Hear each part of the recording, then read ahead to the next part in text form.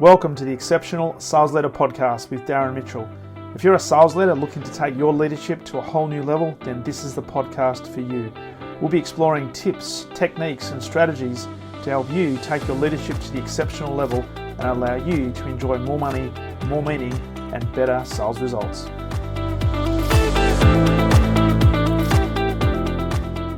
Welcome back to the Exceptional Sales Leader Podcast, and welcome to a man who I thought was coming in from England, and I'm thinking, man, it's 2 o'clock in the morning. You are nuts, but in fact, he's coming in from a country that is a lot closer to Australia. Mr. Julian Goldie, welcome to the podcast, my friend. Thanks for having me. Appreciate it. Now, is it okay if I mention that you're coming in from an Asian country, or you're not under witness protection or anything like that? Not under witness protection as far as I know, so we should be okay. Oh, goody. So you're coming in from Bangkok in Thailand, which is a much more reasonable hour. In fact, I think as we record this, it's about 9 a.m. you're saying in Bangkok. Yeah. Is it like really, really hot and really, really humid this early in the morning? Yeah, actually, this time of year, so so it's December now, so actually it's like their winter, which is still it would be considered summer in the UK, but it feels a bit more chilly than normal. I think it goes down to like 15 degrees or even 10 degrees in the mountains. Oh, wow. Yeah, yeah. That's interesting. It's actually funny you mention that because I've got some friends that travel to India a lot, and India creates an impression of me that's really, really hot and humid and always really, really hot. And they said, no, there are some parts of India that are freezing cold, and in fact, snow. So it's interesting. Sure Bangkok or Thailand is very similar in that respect. Yeah, that's it. I think basically the whole country's never seen snow unless it's been abroad, but Yeah, like it can get a bit chilly, especially up in the mountains if it's early day, that sort of thing. yeah. Awesome. So, hey, Matt, looking forward to this conversation. You're an AI and SEO strategist. You're the founder of Goldie Agency, and the creator of AI Profit Boardroom. And love to delve into what you do and how you help businesses and entrepreneurs scale and be more relevant in the marketplace. But I always love to delve first into my guest background in terms of um, what what started this out for you. How did you start out your career? Did you wake up one day and say, you know what, I'm going to be a creator. I'm going to go and live away from Manchester and the beautiful weather. What's a little bit about your background that has led you to do what you do today, Julian? Yeah, so for me actually probably about I would say 10, 12 years ago now, I just had a, basic 9 to 5 office job. I was working as a marketing manager in a corporate career. And honestly, I didn't really enjoy it that much. And so me and my friends, we took a trip to Thailand actually for 2 weeks. Had like a lads holiday, all my best mates from Manchester. And we had a great time. It was really amazing. Sort of opened my eyes to like, oh, there's this whole other place called Asia that's really interesting and has a totally different culture and everything else. But when we got back, back to England, kind of had massive holiday blues, like bad food, bad weather, didn't really enjoy my job. And all of us felt the same, all of us within this group. And so we all made a pact within each other and said, right, within 12 months, we want to be back out in Thailand with the freedom to live and work anywhere in the world. And and it actually happened 12 months later. We all made it back out to Thailand and started online businesses. So that's kind of how I got into all of this. And then Wow. honestly, from that point, and actually one crazy detail here. So actually when I handed in my notice, I was working like, the last few weeks of my notice period before I left.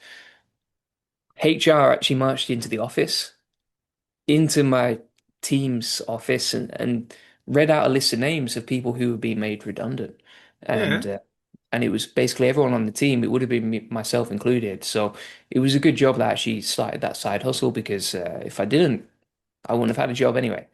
So So it's did kind of you meant to did you be in that resign way. before the redundancy, or you got redundancy? Yeah, I resigned and handed in my notice and was preparing to move out to Thailand, and then they basically wiped out the whole team anyway, so it was pretty brutal. Wow.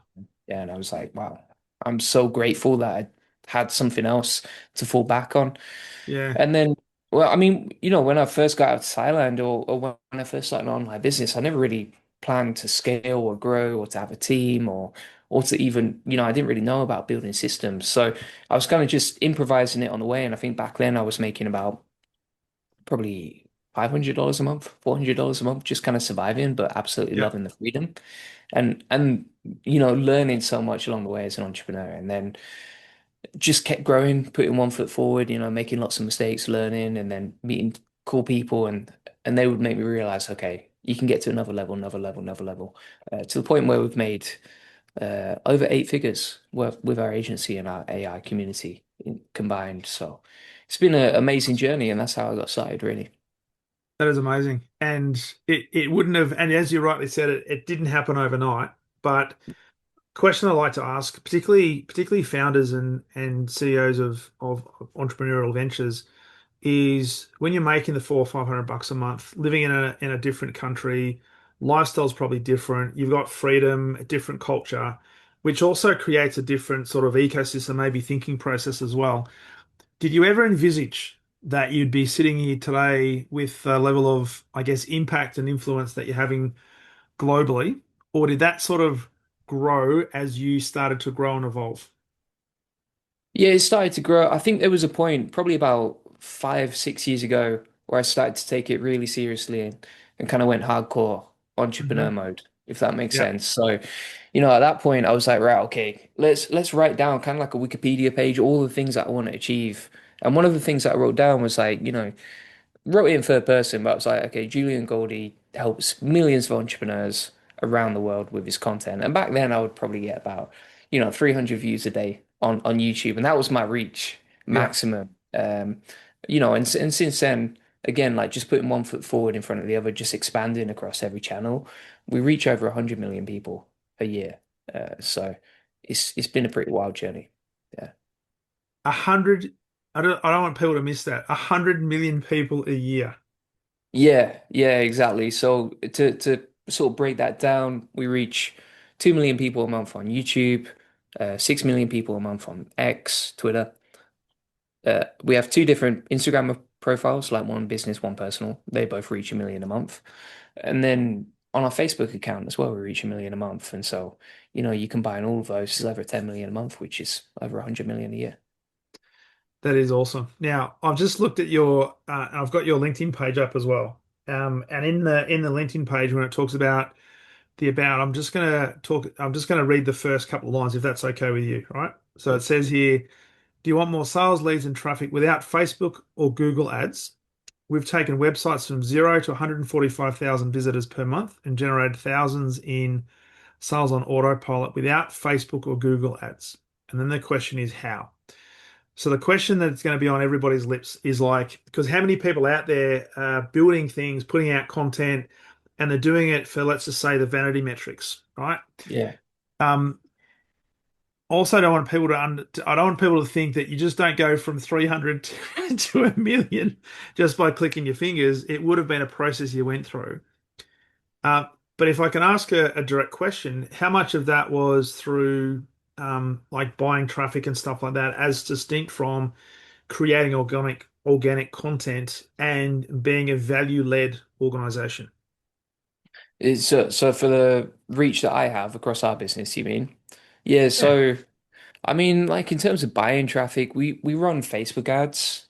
That's it. But everything else is organic. So all our reach on X is organic. All our YouTube reach is organic, and that's if we reach 6 million people a month on X, and then 2 million people a month on YouTube, that's 8 million a month without paying for anything. Same on LinkedIn. I think we reach about 100,000 people a month on that.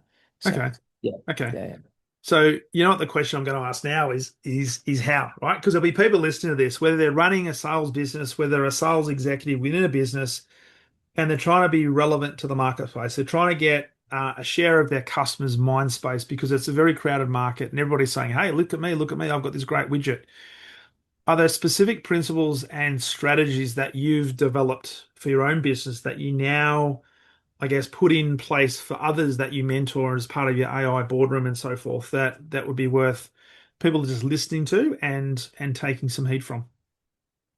Yeah, 100%. So I mean, like, just on a foundational level, what we've found, for example, if we just take YouTube as a platform, let's say you want to reach more people and get more customers and get more traffic from YouTube. Typically, what we've found is it's a volume game, and Yeah. most people are playing way below the threshold that's required. So, for example, I was speaking to one entrepreneur the other day, and he was like, "I don't feel like I'm getting enough views on YouTube." And I was like, "Well, how many videos do you put out a day?" And he was like, "Oh, I put out like one a week." I'm like, "No, no, it's not enough. It's way below standard." And it's just like it's not the volume required if you really want to scale with that platform, right? So, for example, what I tend to find is like the more reps you get, the better you get at that particular platform, right? So, for Yeah. example, the more YouTube videos or the more live streams or the more podcasts I do, the better I get at each one of them. And so, if I can increase the volume, and let's say, for example, just on a very basic level, if I'm creating one YouTube video a day and they're creating one YouTube video a week, which is literally what this business owner was doing, I'm moving 7 times faster. And Yeah. as long as my content is good enough and I'm quality controlling it along the way, then my business potentially can reach 7 times more people in the same amount of time. And so I'm always going to win. And that's Mm. what I tend to find with marketing in general is like it's a volume game. It's an assault.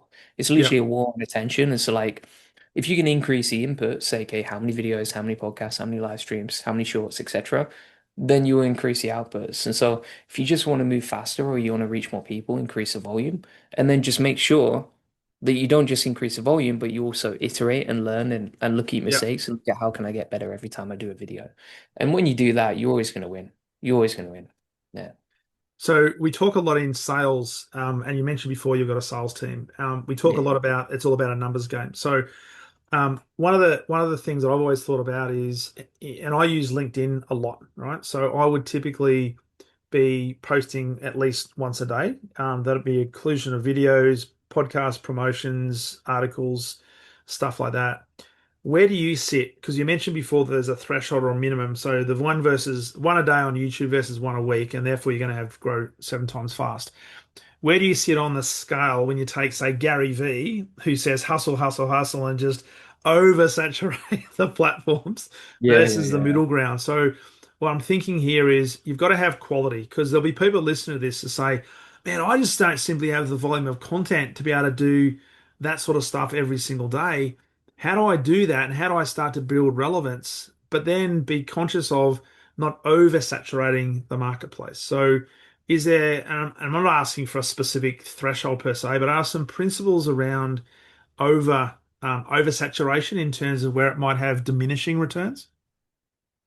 Yeah, I mean, there's always like if you're maxing out the volume, right, then you're more of a maximizer than an optimizer. And so like you might be getting less per action, if that makes sense. So you might be getting less views per post than say someone else who's just doing one post per day. But the Yeah, thing is, overall you're getting more, which means that you're maxing out and the person who gets more usually wins. The other thing that I would say is like if you are not getting many views and you're just doing one post per day, then it's probably a case that you need more reps and more practice and you need to get better at what you do. And how do you yeah, do that? Well, if you want to get better, then you have to do more volume because you need those reps. It's like sales calls, right? It's like the more yeah, sales calls you get, the better you get every time, as long as you iterate and you improve and reflect. So yeah, that's the way that I look at it. I mean, on LinkedIn, we post a lot too. On X, we post a lot too. And each time we do it as well, we get data. And what we do over time is we create a list of greatest hits. So, okay, what hooks worked really well? What content really resonated? What can we repost in the future or yeah, emulate that worked really well? And we would only find that out by creating enough volume. yeah. I love that.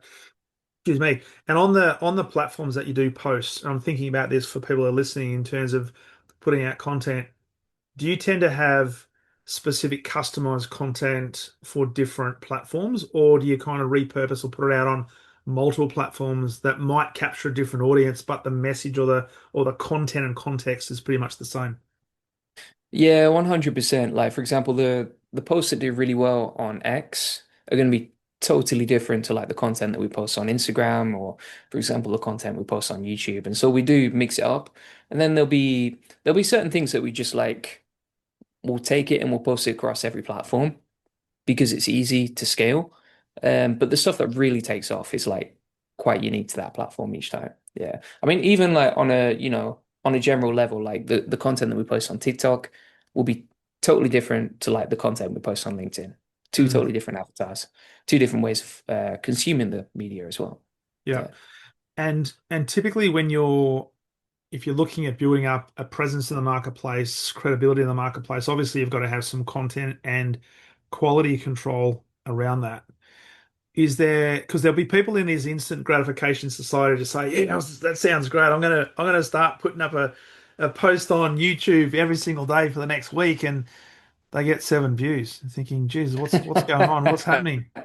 Um, Now, I know it's like asking how long's a piece of string, but is there some industry sort of benchmarks in terms of lead time, time of investment that you start to iterate, you start to get better? Because I just had a conversation with somebody earlier today, and we were talking about giving up too early, and he was saying, as an entrepreneur, and he does a lot of coaching of other entrepreneurs. It's not that they run out of money necessarily, is they end up just giving up. And they give up just at the time when they're about to have a breakthrough because they don't see the numbers where they thought they would be or where others told them they should be, or they suffer from the analysis of I've got to compare myself to others. So they suffer from a level of envy and so forth. So is there sort of benchmarks that you kind of work towards when you're working either in your own business or with the industries that you work with? Yeah, so I mean, the way that I look at it is like, okay, can I outperform myself like the month before? If I'm just growing month on month, I think that's always the healthiest benchmark because then it's like, okay, well, I'm not competing with Alex Hormozy here. I'm not competing with Gary Vee here. It's like, let's just compare where I was last month and am I getting better? And typically as a percentage, especially if you're just starting off like that, then your views and your reach are actually as a percentage going to be higher in growth than ever before. Like if you Yeah. just go from 17 views of video to maybe 50 views of video, it might not have a massive impact on your business yet, but the growth there, if you continue at that percentage, is going to be huge, right? Mm. The other thing that I would say is when you're doing this, your biggest threat is yourself. Like it's not your competition, it's not the market, it's not the algorithm that's fighting against you. It's literally the biggest threat is you giving up on yourself.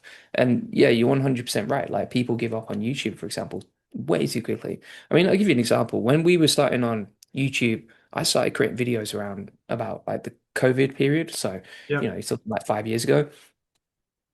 First 30 days, I made a video every single day. And I would say that's where I learned the most. Hmm.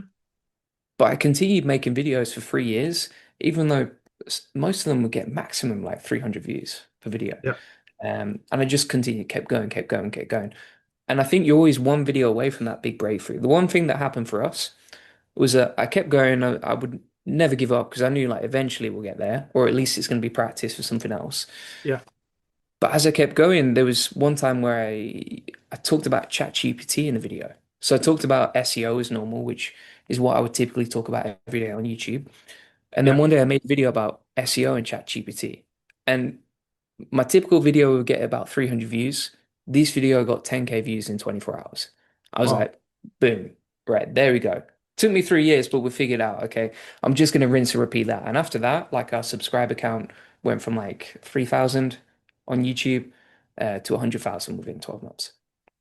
Well, and because I want to talk to you about SEO as well in terms of things like keywords and stuff. Do you reckon that was the catalyst, ChatGPT, you mentioned it, or it was the content that got people to come back? Because one thing is you can have I guess the title or the tagline or the hook to get people in.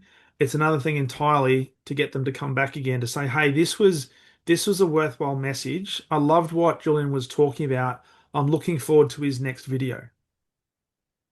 Yeah, I think it's one of those where it was like a starving crowd of people, and ChatGPT was something new, interesting, cuts through the noise, and also it was something where there was not enough content out there to match the demand of what people wanted to learn, right? Like Yeah, AI was seen as this scary thing that's going to take over the world and destroy everyone's jobs. I don't think it's seen as that so much anymore, but the main thing to note there is like, okay, there was a starving crowd of people in the trending niche that was brand new and growing. And so I was like one of the first few people on it. And I think that helped a lot. The other thing I was going to say, just going back to, people giving up is like, if you look at content creators like maybe Joe Rogan, for example, or you look at Dave Ramsey as well, like yeah, these guys have built companies worth hundreds of millions of dollars, and they just kept creating content, hours of content every single day for decades. And I think that's the thing that works. It's a compound movement to work with this. Well, it's interesting you say that. I'm a big fan because I in my space in leadership and sales leadership, one of the I guess the mentors that I've followed for many years is a guy called John Maxwell out of the States, and he's written more books on leadership than anybody alive or dead. And he talks specifically about the fact that consistency compounds. And you don't have to be the best at a particular time, but consistency over time and continuing to look to improve and be of value to the marketplace and the marketplace you want to be relevant to will actually have a compound effect that exponentially will put you far ahead of your competition over the longer term. So when you're working with entrepreneurs and businesses and you're talking about, hey, do the volume, do the miles, have a level of urgency, but also consistency. How hard is it for you as an entrepreneur when you're trying to instill in these guys and these companies? You just got to stay the course, but be consistent with it. How hard is it when you've got a lot of people thinking, I need to get the instant gratification. I need to get the instant return. If I'm not getting it, then I'm going to go and pivot and do something else. It's challenging for sure. I mean, like you kind of, I think you just have to step back and go, okay, well, part of my role here is to be a cheerleader as a coach, right? It's like same with my sales team. Like the you can fall into this trap of like almost being like, why are they not improving, or why are they not pushing as hard as I think they could be, or why are they not following that sales script they should be? But really, when you step back, it's like, okay, learning a new skill is really hard. And if you're trying to grow someone from here to here, and that's literally a growing pain that you're overcoming, and you're going to feel that as well. So I Mm. think you just have to step back, and I think if you ever felt frustrated or anything like that, if it ever did feel hard, you just got to step back and relax and go, okay, let's step away from the keyboard and reflect a little bit, and realize that it's going to take time. It's going to take time for me to help them, and it's going to Yeah. take time for them to grow. And as long as you give them a bit of space and you give them trust, it'll come. So in the world then of AI, because there's a lot of people, and I see sales teams in particular. I'm not against AI. In fact, I think everybody should be using AI in everything they're doing, right? As long as we interrogate it, we train it, we condition it, and we check. Because there's a lot of stuff in AI you throw in there that just gives you back gobbledygook, right? Um, how do we in that sort of sense utilize AI effectively so that we can maintain the consistency, but also the sense of urgency with patience? Because you mentioned before the sales team, and in a lot of sales organizations, they want the instant results. You've got to get the number. You've got to get the number, whatever it takes to get the number. And it's very much a short-term focus. If you look at your business that you've created and the work that you're doing, how do you match up and marry up the short-term focus with the long-term strategic nature of the business so it becomes sustainable? When it comes to implementing AI, for example. Well, AI is part of that because I think AI would be, and I look at it as it's an enabler. It can accelerate what we do. It can replace some of the tasks we do. It's not necessarily going to replace humans unless you're in a role that it can be removed. But how do we continue to do that, but have the short-term pressures that others are placing upon us and marry that up with the long-term viability and sustainability of a business that hopefully is going to be here long after we're not? Yeah, I mean, the way that I look at it is like, for example, AI is just a tool that's going to help you move faster, but it's still humans with tools versus humans with tools. So, for example, like even basic things like note taking, you can easily automate this with AI. You can use something like Fathom or Zoom note taker as well. And with these sort of tools, what's great about that is it's going to help you just focus on what matters most. Because like the little tiny things for like the admin, whether that's sending emails, replying to emails, follow-ups, whether that's meeting notes, whether that's even just creating a sales proposal, for example. Yeah. These are the little things that you can easily automate with AI, but it's never going to replace that human connection that people crave, right? Yeah. Especially since COVID and everything else happened. I think that it just gives sales reps in particular more focus on their numbers and more focus on the most important tasks. Mm. Because like the 80/20 of sales is okay, follow up, jumping on the call, following the process properly. And so like if you can cut out all the noise and all the admin and all the stuff that can distract sales reps and consume their time without bringing much back, then they're way more focused on the right stuff. And so I think AI helps with that and just cuts out the noise, helps people be more efficient so Mm, that short term and long term they can focus more on hitting the numbers. I like that. In fact, I hope sales leaders are listening to this because so many of them get caught up in the administration and the in what I call the internal navel gazing and less time in front of customers really adding value and driving their businesses forward, which is and I think AI can help do that, but a lot of people get caught up in the administration stuff, unfortunately. Yeah, 100%. It's like, a lead indicator of how well the sales rep is going to do is like how many live calls did they have or how much Mm. time did they have in front of a client. And Yeah, so like if they can just maximize that and like for us even one thing we'll do even if you don't use AI, it's just like if it's like handling emails or if it's basic admin work, we just get a virtual assistant for the sales rep. And yeah. then that gives the sales rep more time to focus on, okay, more live calls. Let's squeeze more time out with clients. And so, with that, Julian, I'd love you to talk about, without giving away internal secrets and stuff like that, the how you help organizations because you are, as an agency, AI and SEO strategist. And I would suggest people go to your LinkedIn profile, follow you on YouTube, etc., which I'll get the details towards the end of the podcast. But um, how do you typically start to work with an organization? And do you have specific industries that you focus on, or are you more across multiple different, and the work that you do can be, I guess, not pigeonholed, but applicable to multiple different businesses. Yeah, 100%. So we have two sides of the business. Like one is the SEO agency, and basically we help companies get more customers from Google and other AI search engines so they can generate more leads, traffic, and sales. So, if someone types in whatever they should be typing in to find your business, we Yeah. can help you rank higher up on that. Typically, when it comes to that, we just focus on, okay, what are your customers potentially searching for? How can we create content that your customers can find on search engines? And then how can we make sure that content actually converts? So that's Mm. the SEO part of things. And then when it comes to AI automation in the business, we have our AI profit boardroom community, and that comes with all the systems that I've set up personally inside my business. So, for example, whether that's, you know, cloning myself on YouTube and attracting customers that way, or for example, automating my team's emails so that they don't waste loads of time with that. All those systems are inside the AI profit boardroom. And the first place that we typically start is we recommend for everyone who joins, like, to just analyze, okay, where are you or your team spending their time? Mm. And then, okay, out of all those tasks, which is the one task that would have the biggest impact on saving you time? And how can you automate that with AI?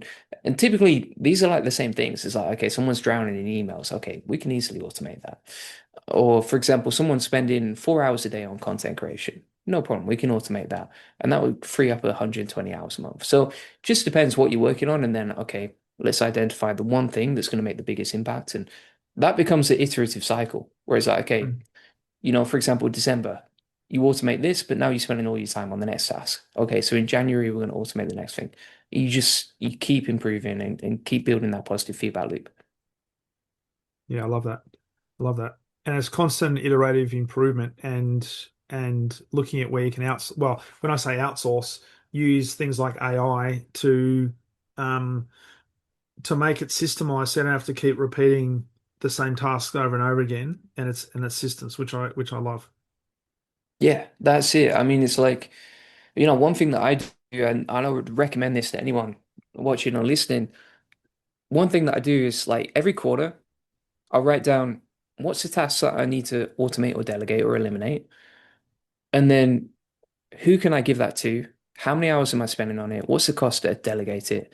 And then, like, if you track that across one quarter, you'll see how many hours you save per month just by not doing these jobs, by Yeah. giving it to other people. So, for example, like this quarter so far, I know we're in the last month of it, already saved like 600 hours a month, which I physically couldn't do. But like because I spread those tasks across my team, they can do for me. And now I've got an extra 600 hours a month that's being done for the agency. And I know it's having an impact on the business and the sales. So so when you say 600, it's 600 uh what were they call man hours across the month. Is that what you're Yeah, talking about? yeah, exactly. Okay. Yeah, yeah. Okay. which when you think about that, that 600 hours can now be used for more revenue generation, marketing, videos, content creation, influencing strategies rather Yeah, than, that's it.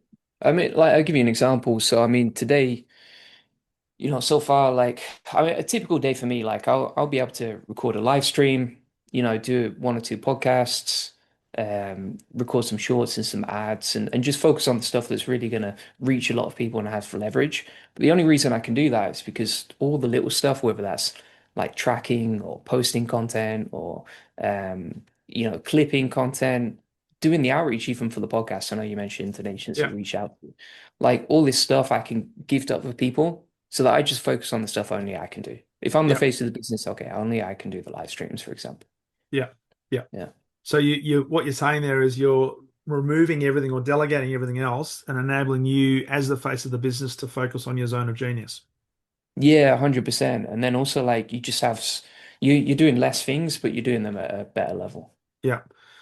Love it. Now, if you can then put the sales leader hat on because you run a sales team, right? So Yeah. it's almost like, well, how do I now create the same ecosystem where I can get my sales team, for example, to also focus on their zone of genius and delegate stuff to others? Now, there might be people listening to this to say, well, hang on a second, it all floats downhill. So there's delegating to delegating to delegating. At some stage, there's going to be somebody holding up all these delegated tasks. That's not what we're saying. Um, as a CEO with your sales team,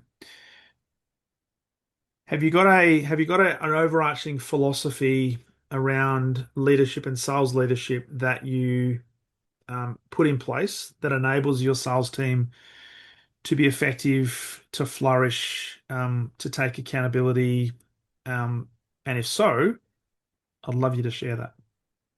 Yeah, so I've actually got something I wrote called the sales manifesto. It's the first Okay. thing people see inside our step-by-step operating Yep. procedure for sales as soon as you sign up. And so like basically all I looked at all the behaviors that helped me close the close rates I had. So I took pretty much all the sales calls for the first 5 or 10 years. And then from there I figured out, okay, these are the behaviors that got me there. I'm going to try and operationalize them so that they can copy them. Yep. So for example, like, some of my philosophies would be that, like you were talking about, it's all on the sales targets, right? So for example, for me, I was always willing to work like 12, 14, 16 hours a day in sales because I always found like the hardest working people in sales always win. So Yep. like some days I might even take a sales call at like 4 a.m. on a Sunday and close them if it was required. And I don't Yep. expect like my sales team to do that, but that just gives them an idea of like my standards and what got me to that point. The other thing that I found was you got to be 100% in. So if you're not 100% dedicated to the role, if you're not working full time on it, if you have like any side hustles, you're not going to get to KPI. I always find like success in sales is about intensity. Yep. Yeah. The other thing, one of our core values that we teach is speed is king. So Hmm. you know what clients are like, especially if you're trying to close a deal and they're speaking to like several other competitors.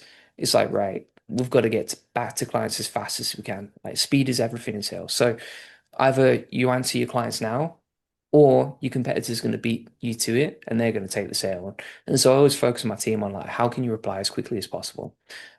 One thing that also massively helped, Yep. and I encourage this across like every level of our company, is focusing on solutions, not problems. So clients are always going to come to you with problems. You're always going to find problems with sales. It might be the show up rate, it might be the quality of the leads, it might be the fact that some leads are ghosting and not replying. But the main thing is like you want to be 100% focused on the solutions, not the problems. And so like, yeah, you might spend 10% of your time just figuring out okay what the problem is, but you want to solve that with pure. I mean, I would consider it almost violence, which is like pure What? aggression towards fixing the problem. So just on that, because I'm of the, I mean, my philosophy around selling is it is problem solving. So, and I often use the term diagnostics. So if you went to a doctor, the doctor's not going to sell you on what medicine to have. The doctor's going to tell you based on a diagnosis that they make, based on a discovery they create and a qualification process they go through. They're going to make a recommendation if you would like to get better. If you don't want to get better, then you're not going to take the medicine, right?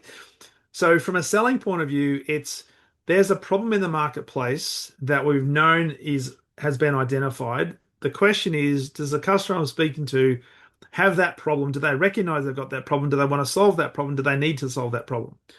And so when you're talking about problems versus solutions, are you talking about more don't focus on the problems in terms of why customers don't respond or why they're not responsive? Or are you saying, hang on, let's look at the solutions we're going to provide to the problems that exist in the marketplace? Because I think there's two different things to think about there. Yeah, I think a bit of both there. So like in the actual sales process when we're speaking to a client, like I mean, listen, my team don't always follow this process. I wish they would. But for example, one thing that I actively encourage and it is part of our process is 15 to 20 minutes of discovery questions, right? So for example, what's your biggest challenge you're facing right now with SEO or what's not working right now at the level it could be? What's your revenue right now? Have you tried anything in the past to fix this? So like using that process a Yeah, doctor would when they're yeah, consulting with a client. yeah, And then when it actually comes to in general, like the day-to-day stuff, it might be, for example, like we had one sales rep complain recently that their show up rate was down.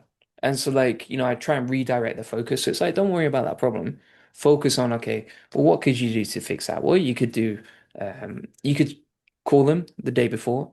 You yeah, could email them the day before. You could send them a voice note on WhatsApp. Before the call, 1 hour before, you could remind them. And just doing all these little things that focus on solutions, not problems, so that yeah. you're doing everything you can within your control and giving the Mm. power back to yourself to solve these things. Yeah, I love that. Because you would have heard this, the hope is not necessarily a strategy, but you do have to have hope, right? But if Yeah, you yeah, yeah. say, I'm just going to have one touch point, customer's going to book in a call and they're going to turn up 100% of the time, chances are that's not the case. One Because night. Yeah, it's not looking and like it will swing up and down, right? Like sometimes you can have a 70% show up rate, then Thanksgiving might come along and that all of a sudden drops down to I've seen it as bad as 40 or 50% in the past. So, yeah, it can yeah. happen. And I like the way that you think, hang on, let's put in the hands of the salesperson the control to reach out, to make reminders, and not to be pushing. Because the other philosophy I wanted to share with you is I'm very much of the mindset that sales is the ultimate form of service. So whenever I'm serving somebody, I'm being of service because I've diagnosed the problem, but I've got to see whether that problem is something that they want or they need to solve. So if it's not, then we're not going to do business. But if it is, I'll give them the opportunity to do business around that. So keeping you then top of mind through if they've booked in for a call, just continue to remind them this is what's happening because there'll be other things that potentially take other priorities away. Yeah, I love that. Yeah, I, I, there's a really good book called The Servant Leader as well, and that kind of covers similar things, which is like even as a leader to your sales team, you want to see yourself more as, we were talking about it before, like a cheerleader, someone who serves your team and focuses on helping them, rather Yeah, than seeing them as someone who would serve you, which correct. you can easily fall into the trap of as an entrepreneur building a business. That's it. And I think you mentioned it before because you said I wish sometimes my sales team would follow everything I ask them to do. Yeah, but it's not gonna happen, is it? It's not gonna like I mean like I think I used to be a lot stricter as a sales leader, to be fair, and like if they weren't following the process, like I don't know if you're familiar with football, but I try and focus on like the Alex Ferguson style of management, which is like, you pull them up and you have a serious conversation with them. I don't Yeah, do that so much now, and I just give them the trust. I try and just trust them and let them focus on what they think is best. But I give them like a framework. I'm like, yeah. okay, it's a system that works for me. You can follow it, but if you don't, then just make sure you focus on the targets and make sure you're hitting your KPIs. And I think that's the important thing because, as you said, you've created an environment, you've created a system, you've created frameworks, and those standards that sit underneath that, because you're going to be expecting minimum standards of behavior, performance, and if you don't hit that, we're going to have the conversation. But it's not going to be a conversation, right? One strike and you're out. It's a conversation Mm. of why is this not working? Why have you chosen now to go off and maybe become a bit of a rogue and do your own thing? How do we get you back on track? Because we believe in you and I believe in you because we want you to be successful here. Yeah, I think that's a fantastic way to put it. Yeah, really, really well. Yeah, I like Love that. it. Love it. So where do you see the future, Julian? Um, you've gone from 300 views a number of years ago to now over 100 million, reaching 100 million people per year today. Where's the next evolution for Goldie Agency, and are you only getting? Well, I want to say, are you only getting started? Yeah, I do feel like I'm only getting started. I mean, I heard a quote that was like, if you haven't made 100 million yet, you've got a lot to learn about business. I kind of feel like that. I feel like, I make so many mistakes day to day. I see that all the time. I see the consequences of bad decisions from a few months ago now. Yeah, As a leader, particularly with a sales team, I think sales team management out of everything in the business is probably the hardest thing to learn yeah. and the hardest team to manage and coach. And so like for me, I just want to keep growing and keep learning. I hope that I don't keep making the same mistakes and I keep pushing forward. So for me, it's just like, okay, and I don't expect like to 2x or 3x every year, like some years we have done. But I mean, even if we grow at like a rate of 20% each year, give it decades, Mm, and we'll become very, very big. So that's the goal, is just keep growing, keep pushing. I love that. And so there's a number of things out of today's conversation that it's really struck with me. And the first one was just the volume game, and hard work is you need to work hard. Where do you sit in terms of working smart with working hard? Because I see working smart is utilizing the technology we've got available to us, the systems, the networks, and so forth, to just still work hard, but leverage things in a smart way. Yeah, 100%. I also think like you have to work hard to get smart, if that makes sense. Like, Do. when you're first getting started, you've only got one thing, which is your work ethic. You don't really have leverage or a big team. And so, like, the way that I see it is like, I'm going to work as hard as I possibly can and work as smart as I possibly can. And then, I beat people who limit themselves to one or the other. And I see Mm, that with a lot of entrepreneurs, like, especially once they hit like the 7 or 8 figure level, like they take the foot off the brakes a little bit and they just take it a bit easy. And the problem with that is like, I think you get to a certain point where you have to optimize for both and you have to throw yeah. as much as you can into it.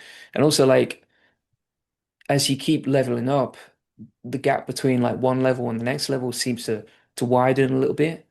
And it seems rarer and rarer to get to that next stage. And so like for me, I want to build as much leverage as I can. I want to save as many hours as I can as I was talking about before, but I also Mm, want to throw as many hours as I can into the business. One of the other things that I do personally is, and I've actually got the timer running right now, but I'll track what I'm working on, how much money it makes me, what project it relates to, and then how much time I invested into that. And so like each day I can see how many profitable hours I actually worked, okay. what I worked on, and then I can identify, okay, I need to delegate this, I need to remove that.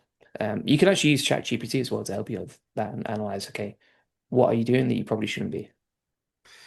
That's actually really interesting because how many, and I'll take this in the context of sales. How many effective sales hours does an average salesperson spend on a daily and a weekly basis? And I think if we actually did the hard and fast numbers, most people would be absolutely staggered at how little productivity that actually sits within the sales role, typically. 100%. Yeah, 100%. Yeah, I see it. I mean, like, as soon as you start tracking it as well, it just naturally improves. Yeah. The other thing that I like to do, I mean, this is hard to encourage across your team, right? Like, they quite often, I think you have to be a different type of person to do this, to track all your minutes and see where you're spending your time and that sort of thing. But the other thing that I like to do is like measure how much money did I make that day, and then what's my hourly rate, and Hmm. then based on that, I know, okay, well, 25% of that I can put into a buyback rate and hire Yeah. someone else to do the job. Yeah. I love that. So, in the 50 odd minutes that we've been on this call, have you worked out how much this has made to you? So stuff like that, like I don't really. Here's what I would say is like I know that podcasts are very high leverage, but I know as well that that comes with time and compounding movements. But what we'll do is just work out, okay, here's how much revenue I make per day, here's how many hours I worked, and then Yeah. here's my hourly rate based on that. Yeah. I love that. I love that.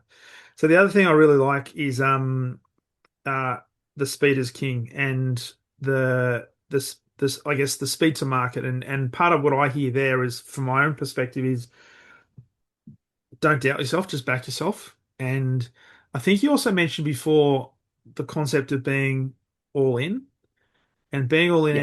and don't because a lot of people say, oh, you've got to have plan B, plan C, plan D. So as an entrepreneur, how do you approach people who say, "Oh, I've got to have," and it might be coming from well-meaning colleagues, well-meaning family members. Hey, don't put all your eggs in one basket. What if this doesn't work? Play it safe. Be conservative. You're now coming from a position of no, no, speed's king. You got to work on volume. You got to know. You got to be all in. Does it therefore take a certain type of person to be a successful salesperson, sales leader, entrepreneur, business owner, in your view? I think it's something you can learn. I think it's something anyone can learn. If you've got the self-awareness to reflect and improve, like the person that I am today is totally different to the person that started a business like 10 or 12 years ago. And I think it's just a trade between, okay, what are the skills that I need to develop and what are the beliefs that I need to develop to improve. And then just being willing to keep pushing forward. I mean, one of the other things that you learn as well is like it's all about sacrifice, right? So Mm, like for example, if someone's got a plan B and a plan C and maybe they've got 10 different side hustles, the problem with that is like they're not as potent, they're not as focused. And so mm. by definition, if you have 20% of your mental energy over here and 25% of your mental energy over here, Yeah, well, if you're competing against someone who has 100% energy into one thing, they're always going to beat you. They're always going to be yeah, better than you. It's like if someone tries to become professional at football, tennis, cricket at the same time, and then you've got one person who's just training cricket all the time, yeah. they're going to be three times better. They will. They will. So I love that dedication, dedication and focus. So, mate, hey, I love this conversation. When people they want to know more about you and connect with you, and maybe get access to Goldie Agency, but also perhaps check out AI Profit Boardroom and the Mastermind. Where do people go? Yeah, so if you want to sign up to the AI Profit Boardroom, you can go to the AIprofitboardroom.com or to juliangoldie.com, and that's my website with a Yep. link to a free SEO strategy session. Otherwise, feel free to connect with me on LinkedIn. Yeah. Cool. Awesome. I'll put those in the show notes. So, Awesome. uh, final question for you, and that is somebody listening to this who may be running a sales team, maybe thinking about breaking out and doing their own thing. You obviously have worked with a lot of different businesses, a lot of different people. You've just explained how you've evolved yourself over the time you've been in the business, and you're not the same person you were when you started. If there was a piece of advice you were giving a group of people to help them on their journey, to help them maybe start the or finish this year really well, but also give themselves a platform for a strong 2026. Is there something you'd like to leave them with that might help them on their journey to exponentially improve?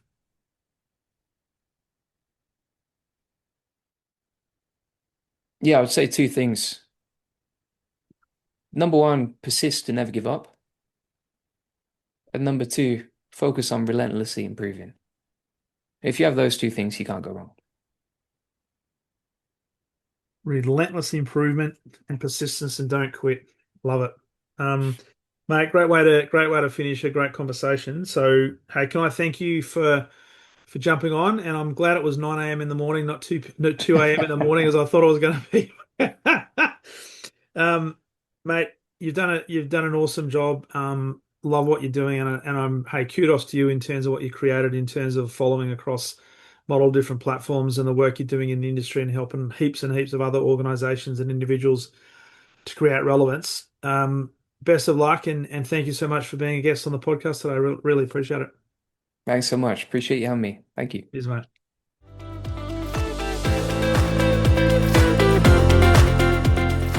Thank you for listening to the Exceptional Sales Leader podcast. I trust the information in this episode has been helpful in your journey towards becoming exceptional. And remember, please take the time to rate the show, subscribe to the show so other people can find it. But also, if I can help you, jump on my calendar, go to leadwithdarren.com and let's have a conversation about how I can help you along your journey to being exceptional.